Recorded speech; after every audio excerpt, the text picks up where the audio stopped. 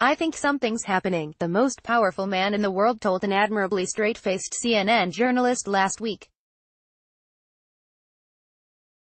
Something's changing and it'll change back again. Out of context, Donald Trump could have been talking about anything: Doctor Who's gender, the EDM music scene, or even Andrew Neil's hair. Yet the president was actually doing something more unexpected, recalibrating his stance on what those pesky scientists call climate change. Vague as his musings were, it's still a remarkable change of tone for Trump, certainly compared to a recent 4:30 a.m. tweet where he suggested global warming was a hoax perpetrated by the Chinese. I have a theory that the president's thumb possesses a sentient intelligence of its own, much like Anthony Hopkins' puppet in Magic, only coming alive when the body sleeps.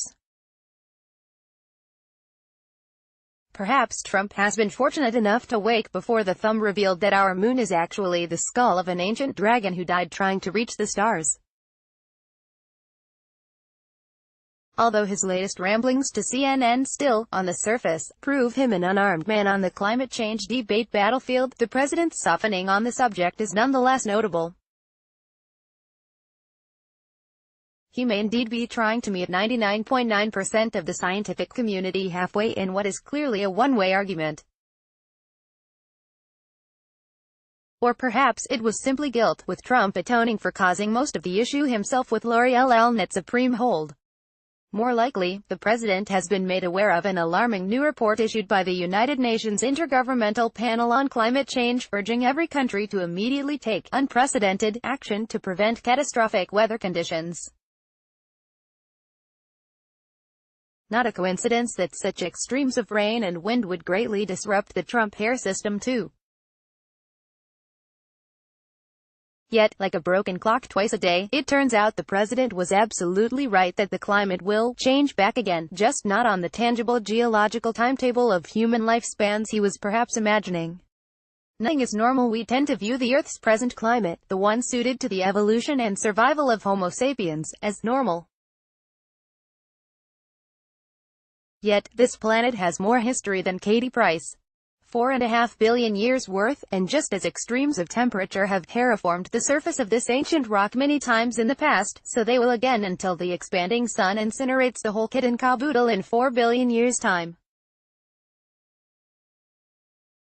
So let's be clear, when we talk of climate change as humans we speak of the rapid, perceivable change within the lifespan of our own species.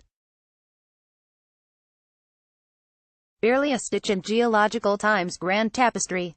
A pedantic gripe maybe, but one thing the scientists at Jurassic Park never explain is how these beasts can survive in our climate, which is at least 13 degrees Celsius lower than what they were used to 100 million years ago, with completely different atmospheric conditions.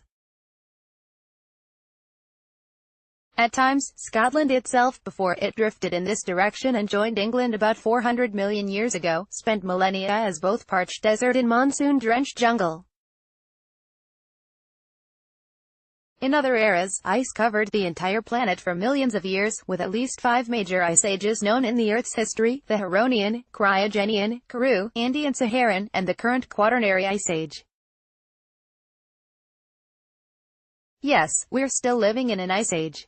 For evidence, just go to McDonald's and measure how much Coke you get in that supersized plastic receptacle. High price. So, it turns out climate change deniers are madder than you think. The climate is always changing.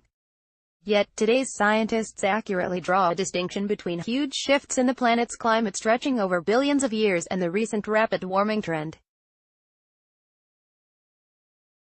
It's certainly alarming that the U.S. National Oceanic and Atmospheric Administration's data shows every summer since 1976 has been hotter than the one before.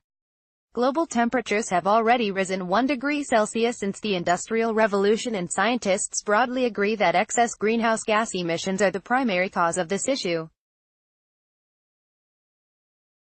Yet, the planet has only ever had 3 settings: greenhouse, when tropical temperatures extend to the poles and there are no ice sheets at all; icehouse, when there is some permanent ice; and snowball, in which Earth's entire surface is frozen. We are technically still in the fag end of an icehouse era, the Quaternary, which will then follow previous patterns to enter a greenhouse phase, with or without our input. While it's undeniable humans are accelerating the process this time around, it would have inevitably happened with or without us. And, eventually, corrected, with or without us. Seems Bono was a prophet, after all. Just why the planet's ice periodically advances, and why it retreats again, remains an enduring mystery that glaciologists have only just started to unravel. Humans accelerating climate change notwithstanding, the cycle will continue for billions of years to come after our brief tenure on the planet, boiling hot house periods and then unbearable cold, wilting all surrounding life. Again, just like Katie Price. No small beer. We already know there will be no medicine, baguettes or Nutella after Brexit, but it's truly alarming news that a pint will soon double in price as a result of climate change. According to a new study from international climate scientists, this price rise will be driven by global shortages of barley, reducing beer production throughout the globe. They calculated the UK would see a drop of anything up to 1.33 billion litres in the amount we drink each year, with a pint costing up to £7.20 Shallon's prices, then. So double that for Ashton Lane.